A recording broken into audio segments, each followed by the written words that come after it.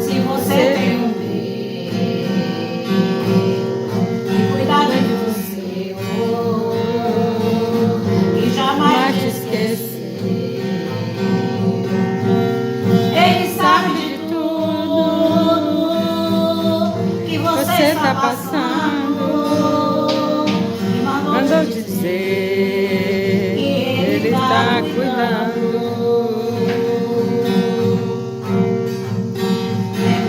Onde você veio, que você chegou. Lembrar de todos os livramentos que você passou.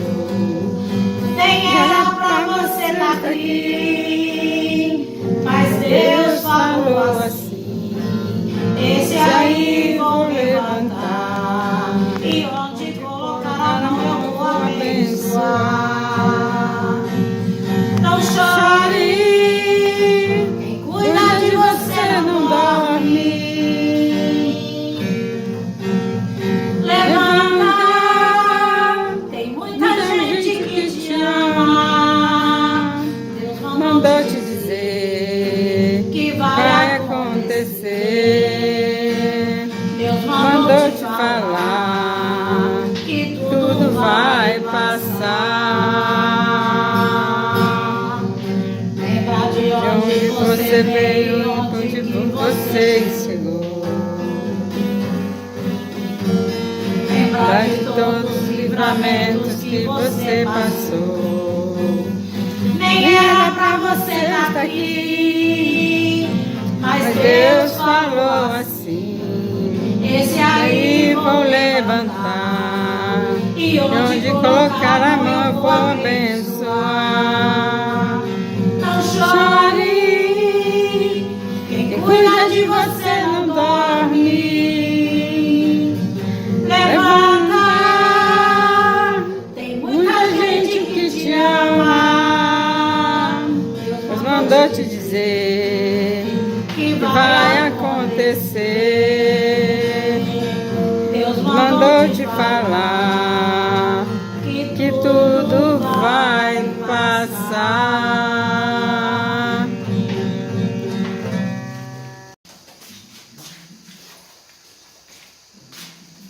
Boa noite, amada igreja, mais uma vez, motivo de muita alegria poder estar aqui trazendo mais uma palavra, mais um estudo do Evangelho. E como é do nosso costume, como a gente já vem fazendo antes das pregações, eu convido para que façamos uma oração ao Espírito Santo de Deus. Amém? Meu Deus, meu Pai amado, em nome de Jesus Cristo, em comunhão com o Espírito Santo, te damos honra, louvor, glória, meu Pai. Te agradecemos por esse momento de comunhão, momento de alimento, de alimentarmos de Tua Palavra. E clamamos, rogamos, pedimos, Senhor, que o Teu Espírito Santo esteja conosco, nos dando o entendimento, o discernimento espiritual para a palavra que será ministrada, e que a ministração também seja conduzida pelo Espírito Santo, para que produza frutos para o reino de Deus, em nome de Jesus. Amém. Amém? Amém. Então hoje, irmãos, dando continuidade ao nosso estudo da primeira epístola de Pedro, estamos chegando ao fim, já no último capítulo, capítulo 5, e hoje nós vamos estar lendo do versículo 1 ao versículo 4. Então, 1 Pedro 5, 1 e 4. Amém? Vou fazer a leitura do texto. Rogo, pois, aos presbíteros que há entre vós, eu, presbítero como eles, e testemunho dos sofrimentos de Cristo, e ainda coparticipante da glória que há de ser revelada. Pastoreai o rebanho de Deus que há entre vós, não por constrangimento, mas espontaneamente, como Deus quer, nem por sorte da ganância, mas de boa vontade, nem como dominadores dos que vos foram confiados, antes tornando-vos modelos do rebanho. Ora, logo que o Supremo Pastor se manifestar, recebereis a imarcessível coroa da glória. Amém? Amém. Então vamos lá. Esse capítulo 5, esse início, do capítulo 5, já finalizando a sua epístola, Pedro, depois de trazer uma riqueza muito grande nessa carta, falando diretamente aquelas pessoas que estavam ali na igreja, onde ele, durante todo o tempo, ele fala da santidade da vida, ele fala do amor, como que aquelas pessoas poderiam ser santificadas no amor, enfrentando todo aquele contexto de muita perseguição, de muita dificuldade que eles estavam vivendo, mesmo assim serem exemplares, praticarem o bem, ter o amor fraternal, pureza de vida, ele fala muito de deveres, de exemplos. Então ele trouxe todo esse contexto, e o final da epístola agora, já no capítulo 5, ele vai dirigir para os pastores, que ele chama aqui de presbíteros, para aqueles líderes, aquelas pessoas que lideravam aquelas igrejas, que conduziam os trabalhos, aqueles que realmente pastoreavam aquelas pessoas. Como nós estamos fazendo um estudo integral das epístolas, eu não vou estar fazendo aqui uma pregação para nós, pastores. Amém? Eu vou estar trazendo o contexto em que Pedro fala, mas para quê? Mas para que nós, tanto os pastores quanto todos os membros da igreja, todos aqueles que nos assistem no nosso canal, tenham uma ideia do que Pedro pensa a respeito daqueles líderes, para que nós possamos, através desses ensinamentos de Pedro, termos um filtro para que possamos ter uma base, para que possamos ter consciência dos muitos pastores que estão hoje aqui nos nossos tempos. Por que eu falo isso? Porque a nossa igreja é pequena, fácil de comunicação, de entendimento, mas a gente vive hoje um mundo conectado, um mundo em que a internet está aí, então a gente acaba tendo acesso, acaba tendo contato com uma infinidade de pastores, às vezes mesmo sem querer.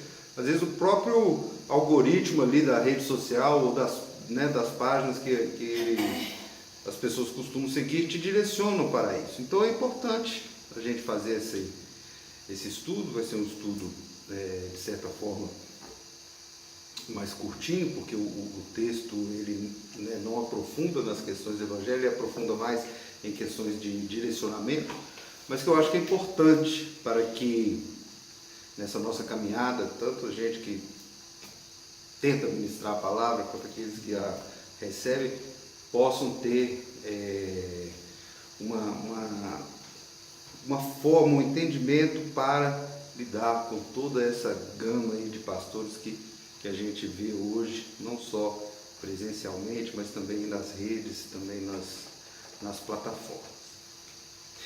Então Pedro,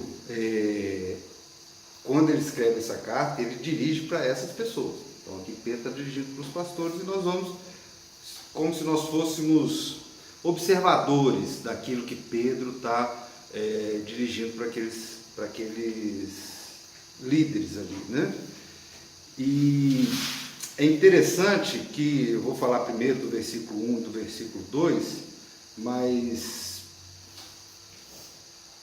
quando Pedro, ele chama assim, logo no início ele fala, rogo pois aos presbíteros. Mas no início do versículo 2 ele fala, pastoreai o rebanho. Então a nomenclatura presbítero, ela equivale à nomenclatura de pastor.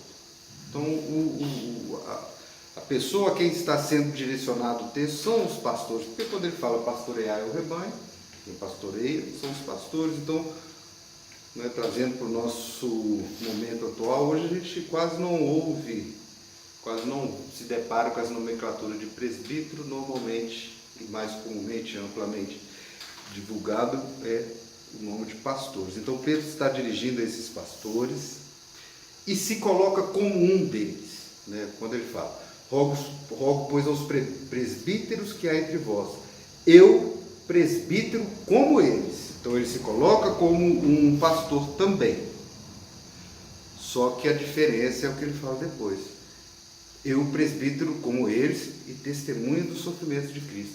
Então Pedro, por que ele fala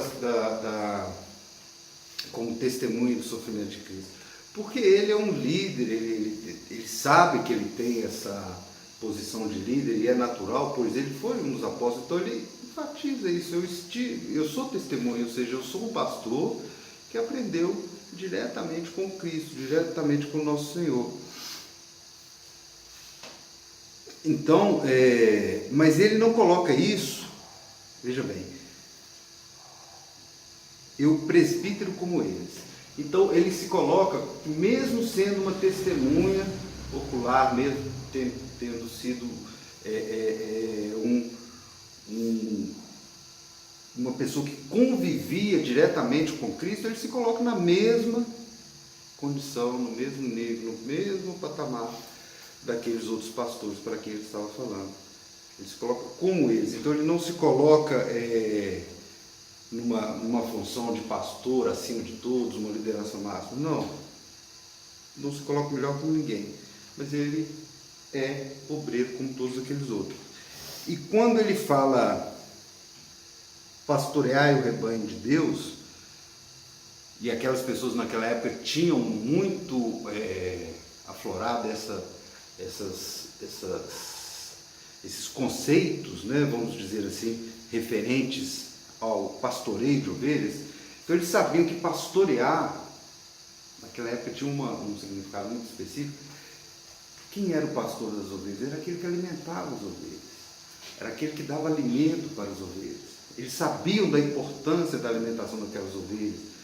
Viviam uma época muito inóspita. Então um local errado de pastoreio poderia ceifar a vida das ovelhas, de uma daquelas ovelhas, ou de outros animais, ou de alimentar erradamente, comer alguma erva, alguma coisa que as fizesse mal. Então Pedro, quando ele fala pastoreai o rebanho de Deus que há entre vós, então ele está enfatizando, então, olha, alimentem esse rebanho. Alimentem com a palavra, alimentem com o Evangelho, assim como Jesus me alimentou, vocês alimentem essas pessoas, né? Tragam um alimento espiritual, tragam um alimento correto para essas ovelhas. Não por constrangimento.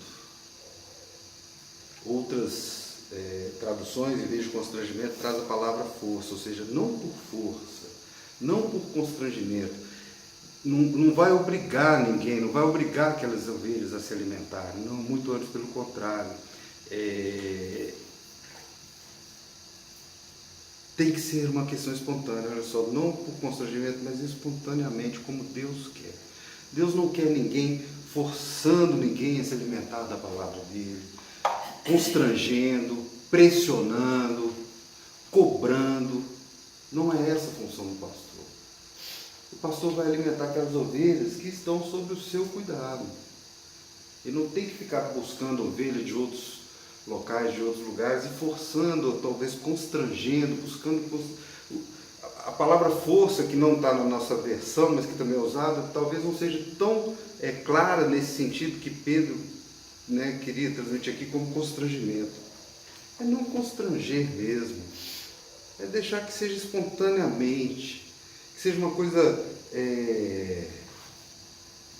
tranquila, guiada pelo Espírito Santo mesmo, né?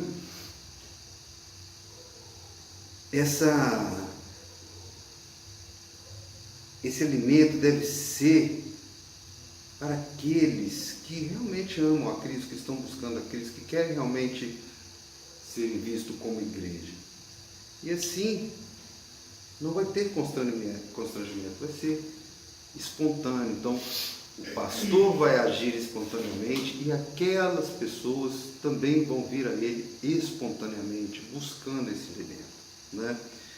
Então, a igreja manter num cargo de pastor, ou que não seja a igreja mantendo a própria pessoa se colocando como um cargo de pastor de uma maneira forçada, sem querer, sem querer estar ali, ou fazer apenas por fazer, para cumprir tabela, vamos dizer assim, não é a vontade de Deus, tanto que ele fala como Deus quer. Então Deus não quer pastores, pessoas obrigadas, por qualquer motivo, a estarem ali prestando o seu ministério, né, levando essa importante missão que é de levar a palavra de Deus, de levar o Evangelho.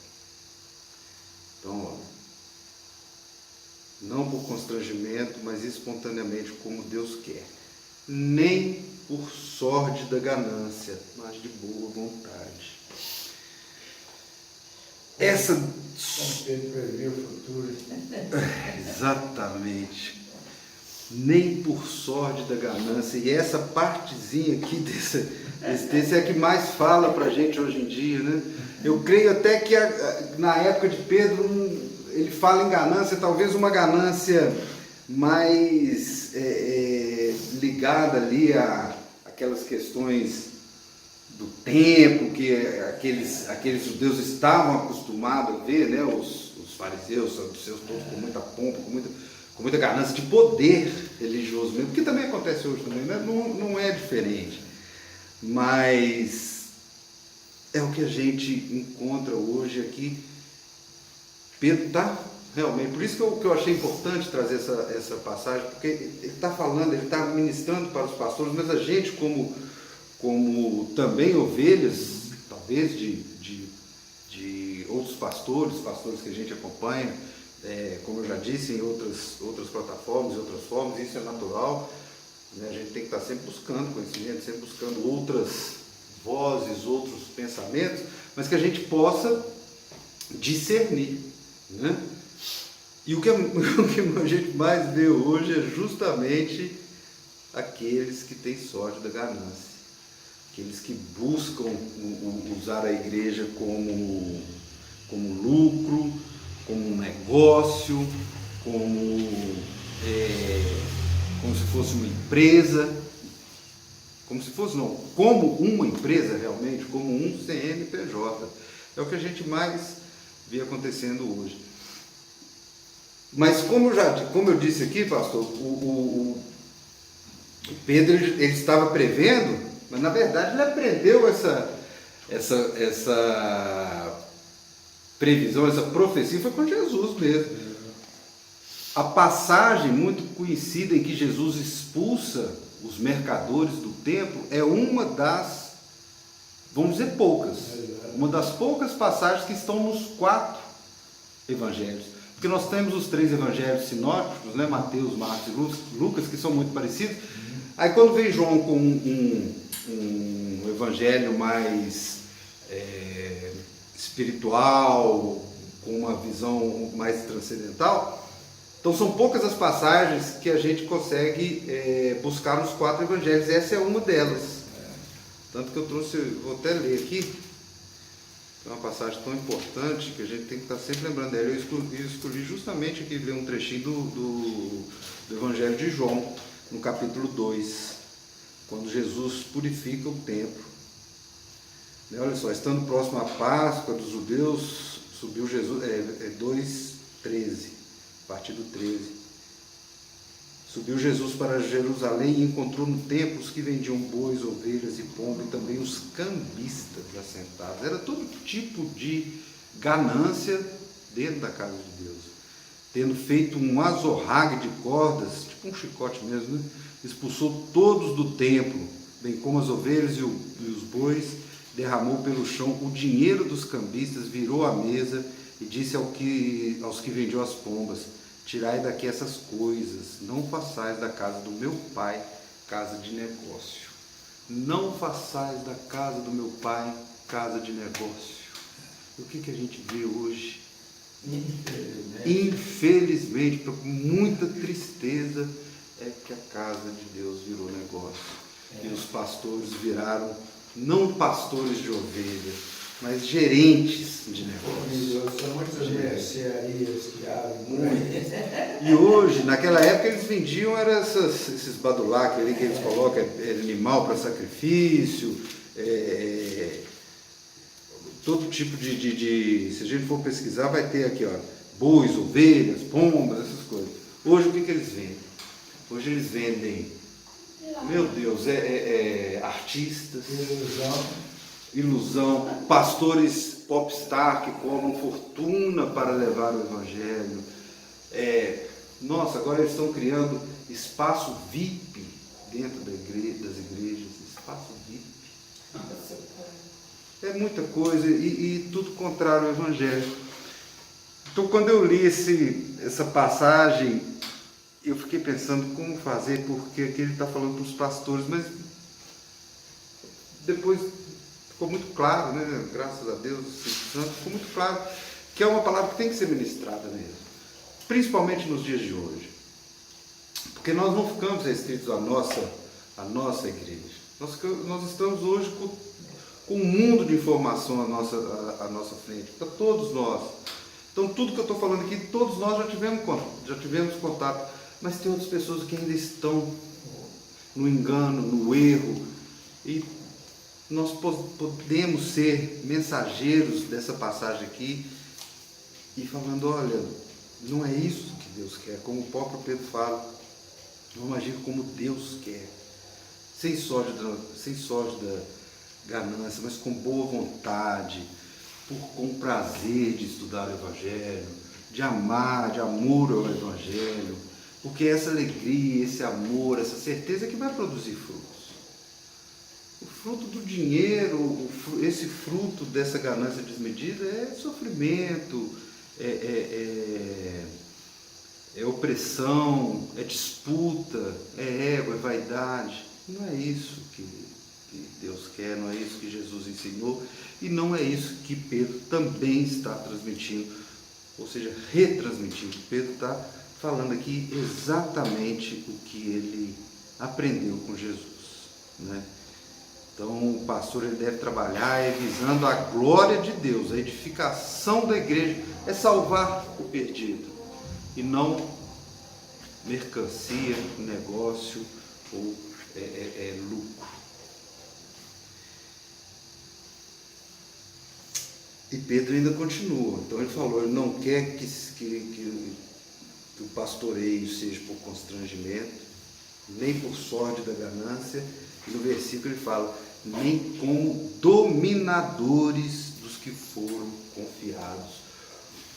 Hoje a gente vê pastores transformando a igreja em seu nome.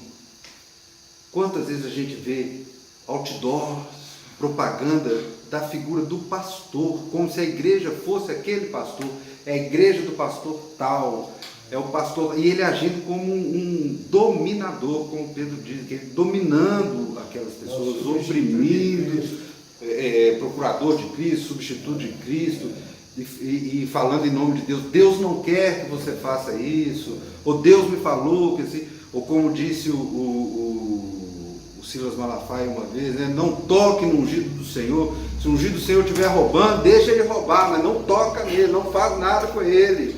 Depois ele acerta com Deus. Deixa ele roubar. Não toca no ungido do Senhor. Joga pra cima, que Deus pega ele, Ah, Jesus. A gente ri porque é igual aquele ditado, né? Seria cômico se não fosse tão trágico o que a gente assiste, o que a gente vê nas igrejas hoje. Seria cômico não fosse tão trágico. Então que os pastores não sejam como dominadores, e aqueles que estão sendo, nós tenhamos a certeza de que eles não estão falando em nome de Deus. Então, quando a gente vê na internet esses pastores que aparecem muito, que se auto-exaltam, muito cheios de pompa e vaidade, eles não estão agindo como Jesus nos ensinou e como Pedro está trazendo aqui. O maior e mais perfeito modelo bíblico de liderança é a própria pessoa de Jesus. Humilde, amoroso, aquele que lavou os pés dos seus discípulos. Aquele que lavou os pés dos seus discípulos. Ao contrário do que muitos pastores fazem hoje. Muitos também utilizam aquela passagem de 1 Timóteo 3, porque nesse versículo 3 eles fazem essa associação, porque não sejam dominadores, antes tornando-se modelos de rebanho. Então, é aquele pastor, 1 Timóteo, que segue esse modelo de 1 Timóteo, quando fala assim, seja, tem a própria casa, criando os filhos sob disciplina, né, esposo de uma mulher só e tal. Mas o mais importante, porque isso é um modelo padrão de moral, tudo bem, a gente tem que entender que quando Paulo escreveu ali a Timóteo, a gente estava num contexto em que as depravações elas eram muito comuns entre aquelas pessoas e tal, então ele estava orientando, tipo assim, ó, é comum, está dentro da lei farisaica aqui, você ter talvez mais de uma mulher, essa coisa toda, mas não é o modelo certo, você precisa dedicar a instrução, e às vezes você vai ter uma confusão tão grande na sua vida ali que você não vai ter tempo para isso. Mas Paulo fala, olha só,